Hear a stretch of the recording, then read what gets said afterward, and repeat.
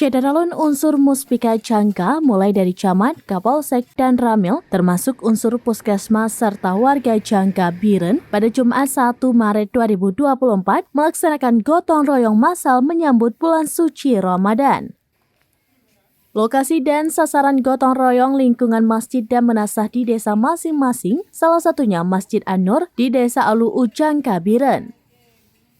Gotong royong di masjid tersebut melibatkan para pegawai kantor camat, Kapolsek Jangka bersama anggotanya, serta jajaran dan Ramil Jangka, dan juga pengurus masjid dan warga setempat. Kegiatan gotong royong membersihkan lingkungan masjid, tempat wudhu dan fasilitas lainnya dalam komplek masjid tersebut. Selain melibatkan kaum laki-laki, sejumlah kaum ibu dan pegawai perempuan juga ikut gotong royong bersama. Camat Jangka Alfian mengatakan sejak beberapa hari lalu menghimbau seluruh kepala desa untuk melaksanakan gotong royong massal. Lokasi gotong royong di komplek masjid, menasah maupun musola.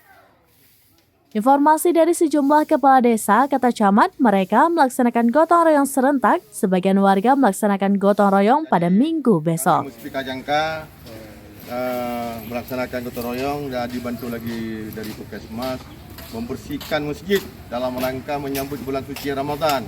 Jadi semua masjid sudah kita arahkan untuk membersihkan baik di dalam masjid maupun di luar masjid. Ini serentak di sebelah kampung. Ini serentak, semua serentak. Bahkan menasah-menasah juga melaksanakan gotong royong dalam rangka menyambut bulan suci Ramadan. Di saat beraktivitas melaksanakan salat, baik salat fardu, salat sunat itu. Dari Biren, Yusmadin Idris, SerambiNews.com. Download Tribun X sekarang, menghadirkan lokal menjadi Indonesia.